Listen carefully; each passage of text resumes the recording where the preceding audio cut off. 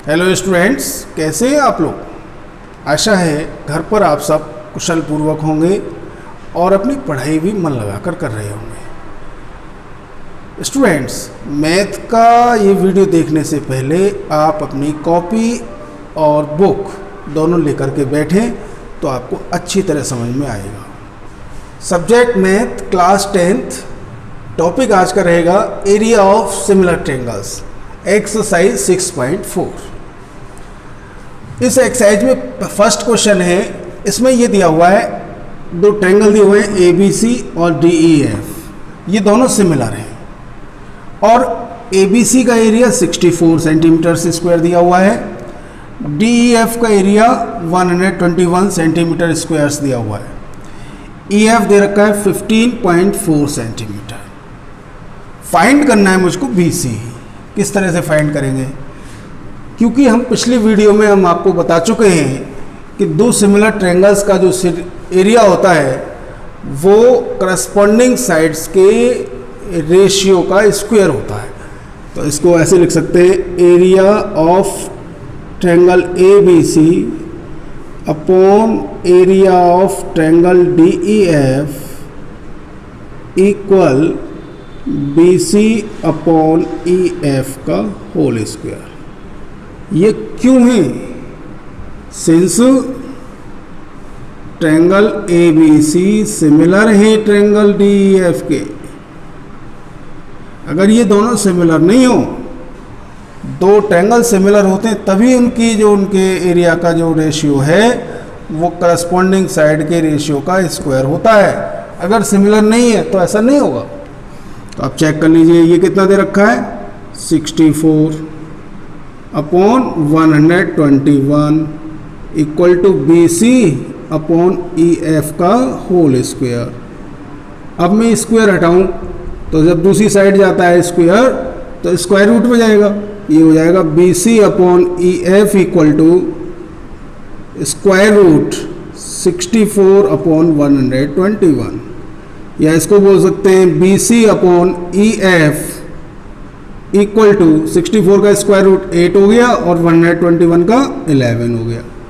तो B C equal to कितना आ गया, देखिए ई एफ है, ये अपॉन में थी, इधर ट्रांसफर की तो मल्टीप्लाई में जाएगी, 8 upon 11 into E F equal to 8 upon 11। E F की वैल्यू हमें दे रखी है 15.4 इंटू 15.4, कैंसिल करो, 11 1 जा 11, 4 बचे, 11 4 जा 44 और बेटा 14 8 जा कितना होता है 112, तो ये हो गया 11.2 सेंटीमीटर। यही आंसर आ गया आपका। क्वेश्चन नंबर 2, इसमें क्या दिया हुआ है, एक ए बी सी डी एक ट्रेपेजियम है जिसके डायगोनल ए सी और बी डी एक दूसरे को ओ पर इंटरसेक्ट कर रहे हैं। ए बी पैरेलल है सी डी के और A B equal to 2 C D दे रखा है। फाइंड मुझको ये करना है area of triangle A O B और upon area of triangle C O D, यानी इन दोनों एरिया ट्रायंगल्स के एरिया का रेशियो मुझे फाइंड करना है। कैसे फाइंड करेंगे, देखो, in triangle A O B and triangle C O D, इन दोनों ट्रायंगल्स में चेक कर लें। देखो क्या होगा, ए O B, angle A O B equal होगा एंगल सी ओ डी के। रीजन बताएंगे, रीजन है ये वर्टिकल अपोजिट एंगल हैं। ठीक, दूसरी बात देखिए, ये वाला एंगल इसके इक्वल आ सकता है, ये दोनों तो अभी मैंने प्रूव इक्वल कर दिए, ये इसके इक्वल क्यों है, angle A B O equal angle C D O. Reason क्या है, ये कैसे है, अल्टरनेट एंगल है।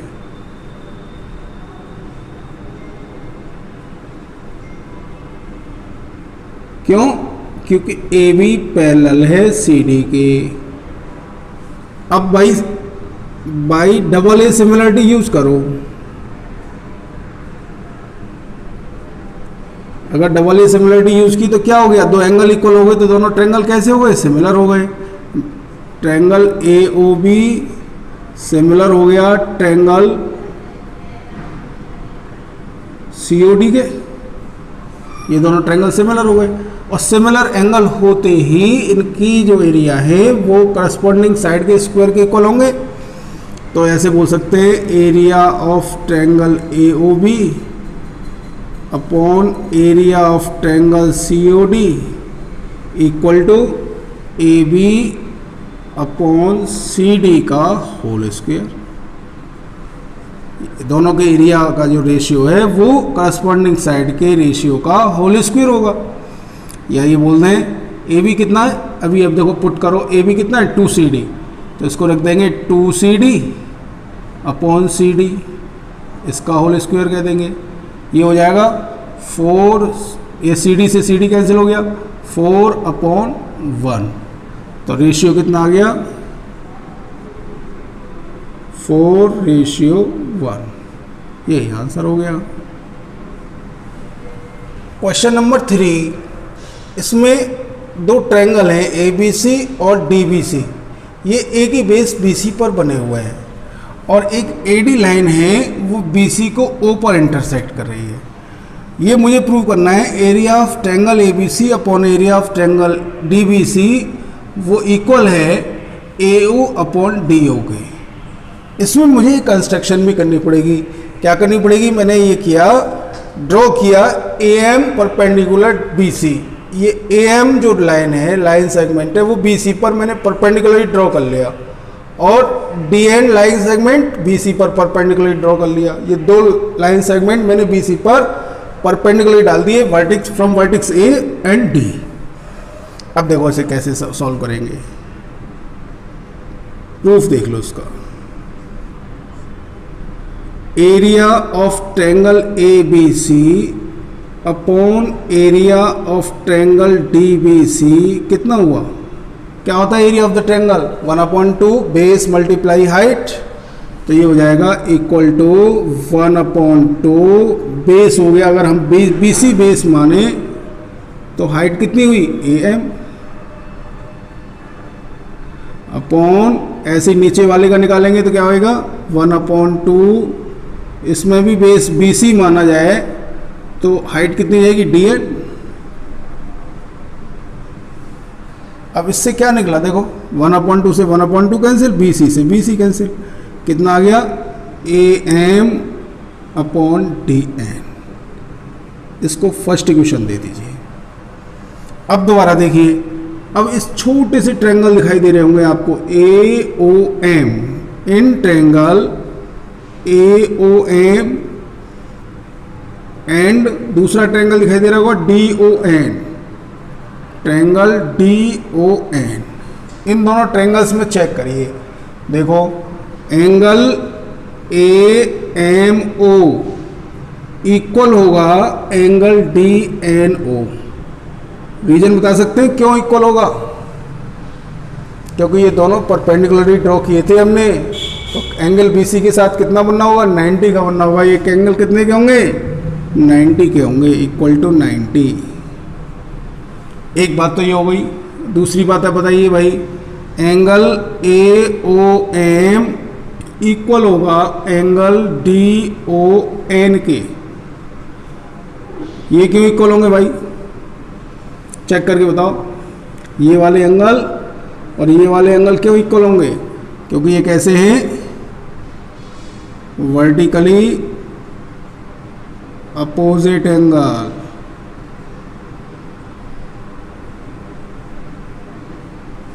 ठीक है, तो by double A similarity triangle A O M similar हो गया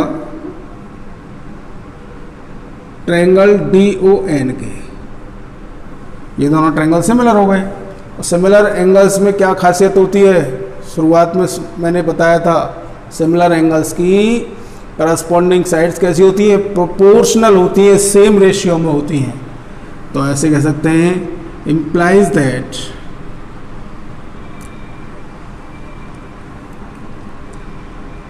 क्या निकलेगा भाई इससे?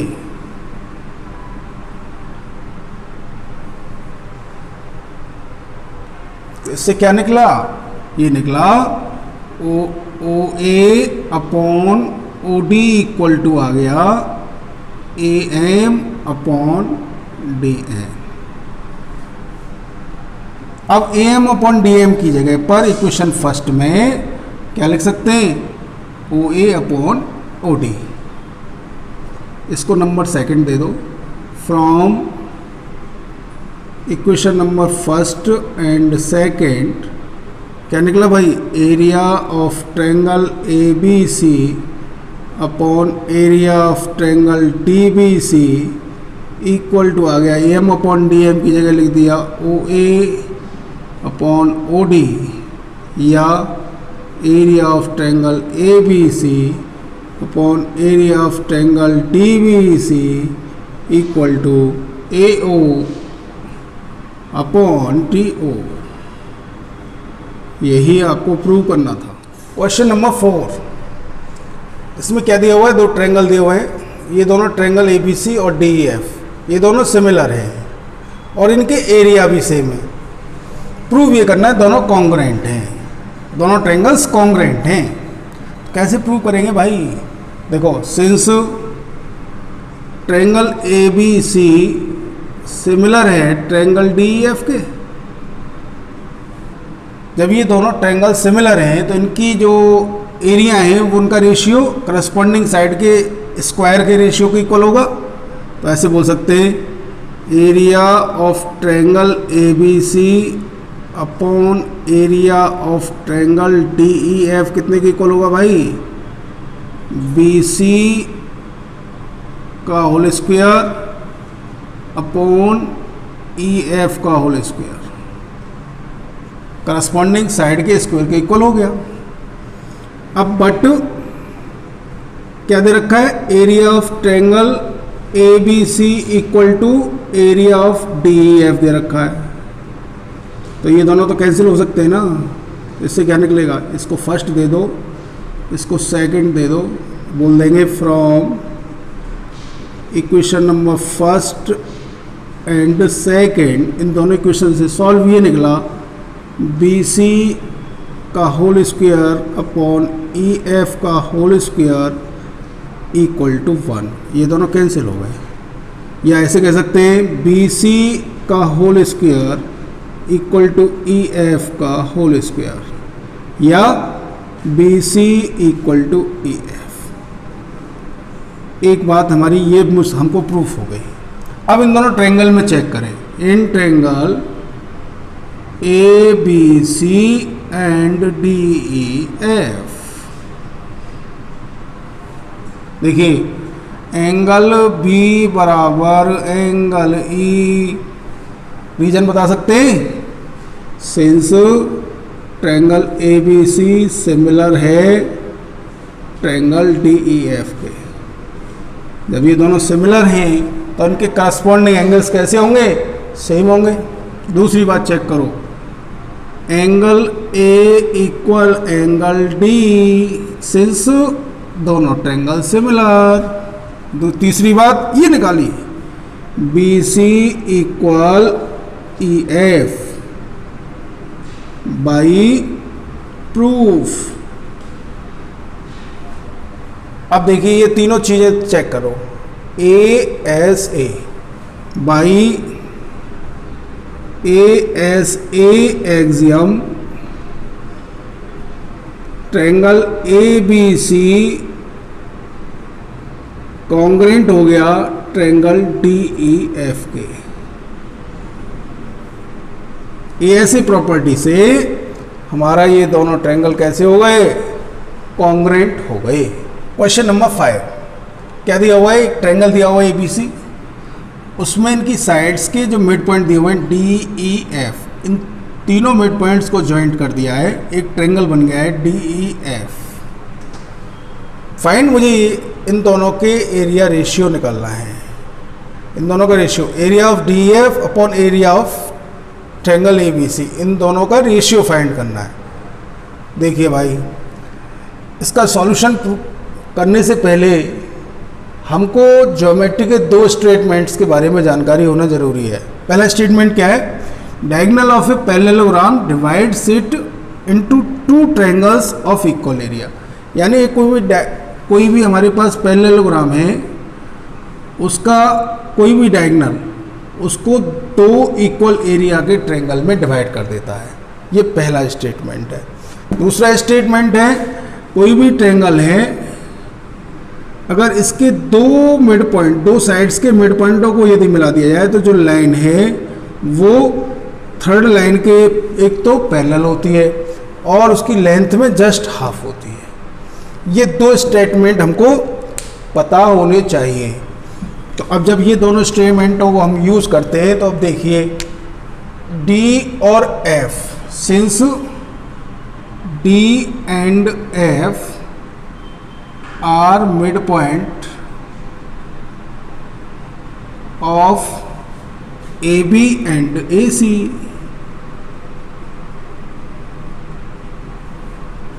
तो इससे क्या निकला हमारा, DF पैरेलल हो गई BC के और DF इक्वल हो गई हाफ BC के, या कह सकते हैं BE के।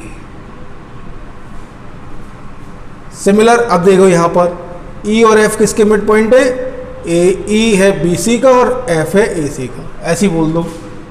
Similar E and F are midpoints of BC and AC। तो इससे क्या निकलेगा, EF पैरेलल हो गई AB के और EF इक्वल हो गई हाफ AB के, या कह सकते हैं BD के। अब देखिए इसको फर्स्ट इक्वेशन दे दें, इसको सेकंड दे दें, दोनों से क्या निकल के आ रहा है, ये साइड इसके पैरेलल है और इक्वल है, ये साइड इसके पैरेलल है और इक्वल है। जब ये अपोजिट साइड पैरेलल और इक्वल है तो इससे क्या निकला, implies BEFD is a parallelogram. ये स्टेटमेंट निकल आया। अब भाई जब ये इसमें और इसका एक डायगोनल देखो, D is diagonal of it and DE is diagonal of it. D इसका डायगोनल हो गया, तो इससे क्या निकला, implies that area of BDE equal हो गया एरिया ऑफ ट्रायंगल DEF। इसको इक्वेशन नंबर थर्ड दे दें। सिमिलर यही कंडीशन हम इधर अप्लाई करें तो देखो ये दोनों पॉइंट से मिला हुआ है, तो ये लाइन इसके पैरेलल होगी और इसके इक्वल होगी, ये अपोजिट साइड इक्वल होंगी। ऐसे ही ये दोनों को मिलाकर देखें, दोनों मिड पॉइंट है तो ये लाइन इसके पैरेलल होगी और ये इसके इक्वल होगी। तो ये कौन सा, similar ECFD is also a parallelogram and इसका क्या, EF is diagonal of it. तो इससे क्या निकला भाई, area triangle CFE equal to आ गया एरिया ट्रायंगल DEF। इसको इक्वेशन 4 दे दिया। एंड अब ऊपर चले जाइए, देखिए ये AD जो है, क्योंकि ये दोनों मिड पॉइंट हैं तो मिड पॉइंट्स की लाइन इस AB के पैरेलल होगी और EF AD के इक्वल होगी। सिमिलर DE मिड पॉइंट्स हैं तो DE वाली जो लाइन है, DE को मिलाने वाली जो लाइन है वो AC के पैरेलल होगी और AF के इक्वल होगी। तो ऐसे कह सकते हैं ADEF is a parallelogram and DF is diagonal of it. इससे क्या निकला भाई, area of triangle ADF equal आ गया एरिया ऑफ ट्रायंगल DEF। इसको इक्वेशन नंबर 5 दे दिया। तो अब हमारे पास ये इसका एरिया भी इसके इक्वल है, इसका एरिया भी इसके इक्वल है, इसका एरिया भी इसके इक्वल है। ये तीन बातें हमने प्रूव कर ली। अब area of triangle ABC find करें। क्या हो जाएगा बेटा? देखो, area of triangle BDE plus area of triangle CFE plus area of triangle ADF plus area of triangle DEF। Check कर लो, ये प्लस ये प्लस ये प्लस ये पूरा ट्रायंगल का एरिया निकल आएगा। अब देखिए, ये देखो, ये वाला ये भी इसके इक्वल है, ये वाला ये भी इसके इक्वल है, ये भी इसके इक्वल है। तो इसको ऐसे लिख सकते हैं ना, equal to 4 into area triangle DEF लिख सकते हैं ना। अगर हम इसको इसके नीचे ले आए या ट्रायंगल ABC को इसके नीचे ले जाएं तो क्या निकलेगा? एरिया ट्रायंगल DEF, ABC को इसके नीचे लेके आए तो area triangle ABC equal to, जब यहाँ से जब पूरा ये ट्रांसफर हो गया तो यहाँ क्या बचा? 1/4 को इसके नीचे ले जाएं तो 4/1/4। देखो, क्रॉस मल्टीप्लाई करो, क्या हो जाएगा? Area of triangle ABC equal to 4 into area of triangle DEF। यही ऊपर दे रखा है, ठीक है। तो इसका रेशियो क्या आ गया? रेशियो कितना निकला? 1/4। ये आंसर हो गया। क्वेश्चन नंबर 6, इसमें दो ट्रायंगल दिए हुए हैं ABC और DEF। ये दोनों सिमिलर हैं और AM और DN दो मीडियंस हैं। मीडियंस क्या होती है?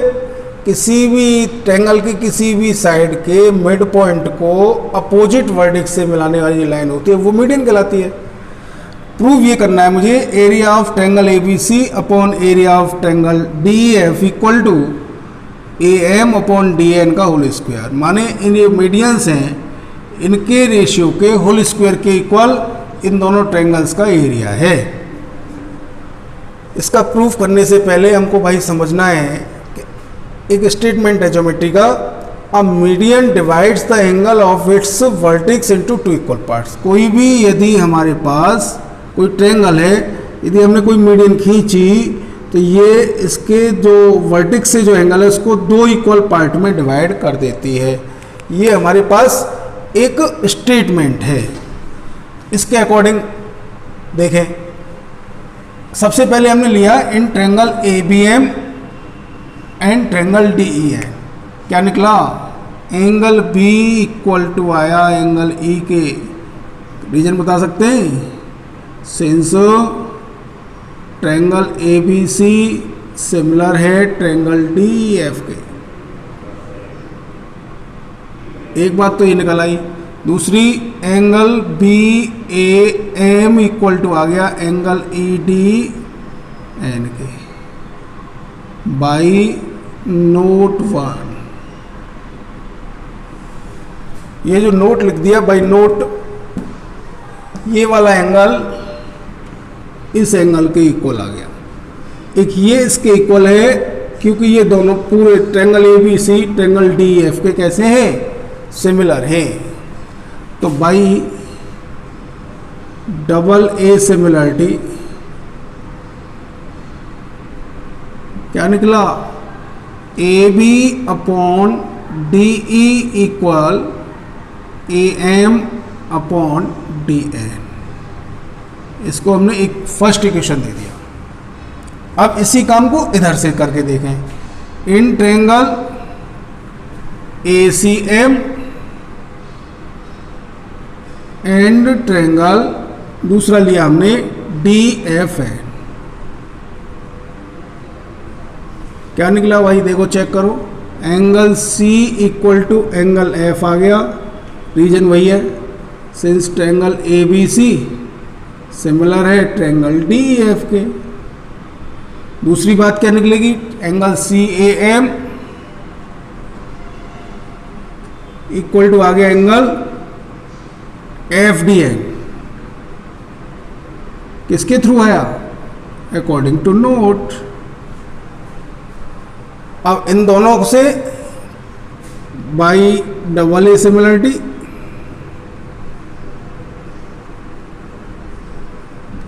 ट्रायंगल ACM सिमिलर हो गया ट्रायंगल DFN के। सही है, यहां भी लिखना था ट्रायंगल ABM सिमिलर हो गया ट्रायंगल DEN के। दोनों ट्रायंगल सिमिलर हो गए, सिमिलर हो गए तो इनकी करस्पॉन्डिंग साइड्स प्रोपोर्शनल होंगी। तो हम बोल सकते हैं AC upon DF is equal AM upon DN। Clear?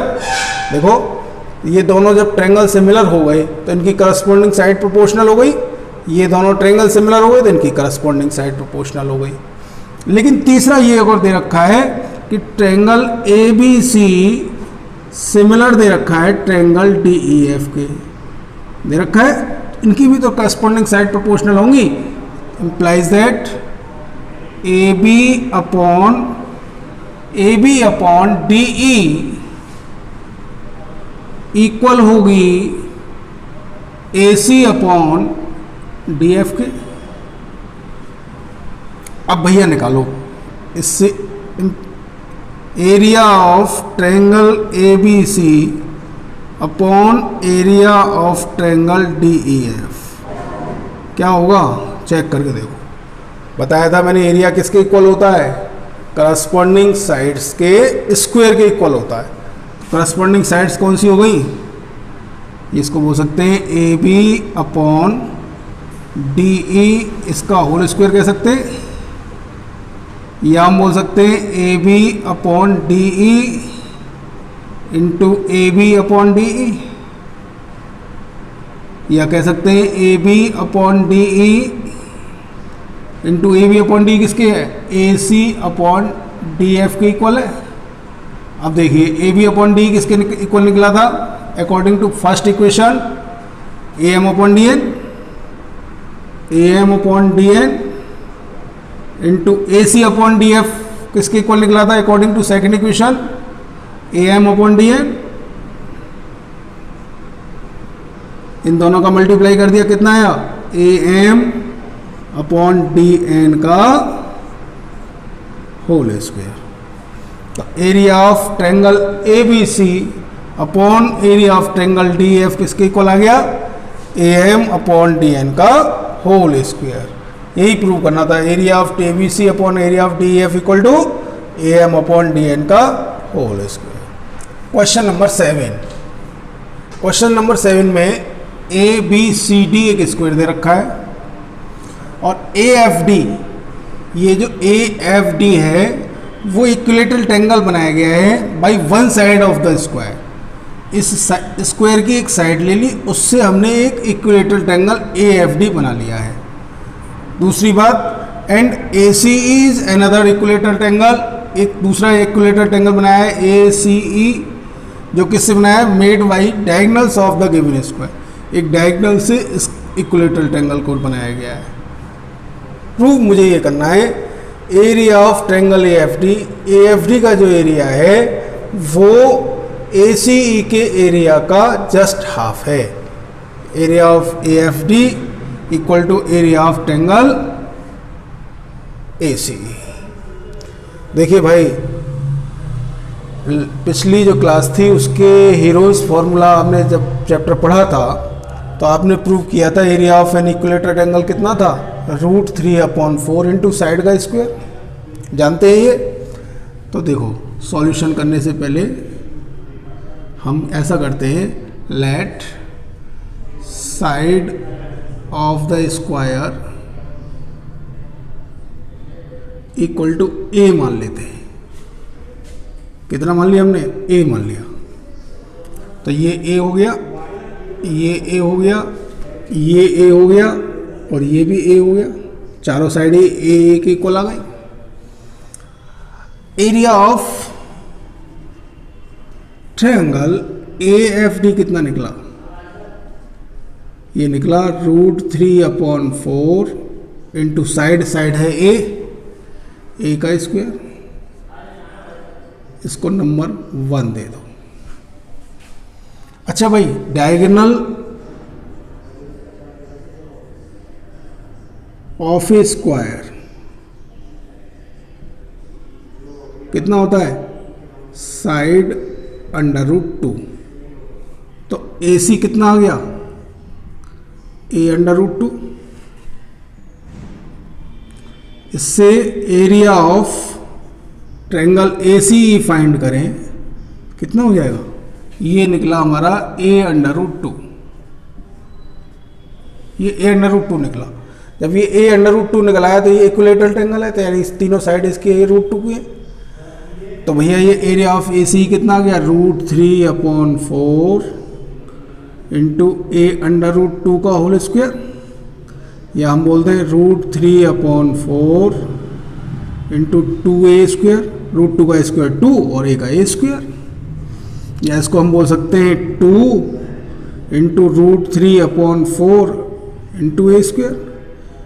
2 into √3/4 A square किसकी इक्वल है? एरिया ऑफ ट्रायंगल AFD के। एरिया ऑफ ट्रायंगल AFD, ये एरिया ऑफ ट्रायंगल ACE निकला। अगर मैं इससे एरिया ऑफ ट्रायंगल AFD निकालता तो कितना आता? 2 को ट्रांसफर करो, कितना हो जाएगा? 1/2 एरिया ऑफ ट्रायंगल ACE। यही मुझको प्रूफ करना था। क्वेश्चन नंबर 8, एक ट्रायंगल ABC है, D मिड पॉइंट है और BD को लेकर के दूसरा इक्विलेटरल ट्रायंगल बनाया BDE। D is the mid point of BC और ABC और BDE दो इक्विलेटरल ट्रायंगल है। फाइंड मुझे करना है area of ABC upon area of BDE, इन दोनों का रेशियो फाइंड करना है। देखिए भाई, सॉल्यूशन चेक करो। Since D is mid point of BC, तो इससे क्या निकला? BD इक्वल टू कितना आ गया? 1/2 BC, या ऐसे कह सकते हैं BC equal to twice BD। ये तो निकला। अब चेक कर लीजिए, area of triangle ABC upon area of triangle BDE किसके इक्वल होगा? करस्पॉन्डिंग साइड्स के रेशियो के स्क्वायर के इक्वल ही तो होगा। तो इसको बोल सकते हैं BC अपॉन BD का होल स्क्वायर। BC किसके इक्वल है? 2BD के। 2BD अपॉन BD का होल स्क्वायर। BD से BD कैंसिल, ये 1 बार, इसको 2 का स्क्वायर हो गया 4, 1 का स्क्वायर हो गया 1। तो रेशियो कितना आ गया? 4:1। कौन सा ऑप्शन सही है? ऑप्शन सही है, चेक करो किताब में, C। Last question of this exercise, दो ट्रायंगल दे रखे हैं ABC DEF, दोनों सिमिलर हैं। उनकी साइड्स का रेशियो दे रखा है BC रेशियो EF दे रखा है 4:9 और इनके एरिया का रेशियो पूछा है। भाई ये तो बहुत इजी हो गया, देखो चेक कर लो, सॉल्यूशन चेक करो। Area of triangle ABC upon area of triangle DEF, मैंने बताया करस्पॉन्डिंग साइड के रेशियो का होल स्क्वायर होता है एरिया का रेशियो। तो भैया ये हो जाएगा BC अपॉन EF का whole square. BC upon EF 4/9 दे रखा था, तो 4/9 का होल स्क्वायर। 4 का स्क्वायर हो गया 16/9 का स्क्वायर हो गया 81। Implies that area triangle ABC ratio area triangle DEF equal to हो गया 16:81। कौन सा ऑप्शन सही है भाई? चेक करके देखिए बुक में, ऑप्शन डी ठीक है। स्टूडेंट्स, इस तरह ही आपकी एक्सरसाइज फिनिश हुई। अगर आपकी कोई प्रॉब्लम है तो कमेंट सेक्शन में डाल दीजिए। हम आपकी प्रॉब्लम को ध्यान से देखेंगे और उसको सॉल्व करके अगली वीडियो में आपके उसको सेंड करने की कोशिश करेंगे। स्टूडेंट्स, आपको यदि मेरी वीडियो अच्छी लगी, आपकी समझ में आया, तो मेरी वीडियो को लाइक करिए, शेयर करिए। अभी तक यदि आपने चैनल को सब्सक्राइब नहीं किया है तो मेरे चैनल को सब्सक्राइब भी कर लीजिए, जिससे जो मेरी नई वीडियो आने वाली हैं उनकी नोटिफिकेशन आपको अन्य टाइम मिल जाए। तब तक के लिए सभी स्टूडेंट्स के लिए good bye. Thank you. Subscribe the channel and press the bell icon to never miss math related videos.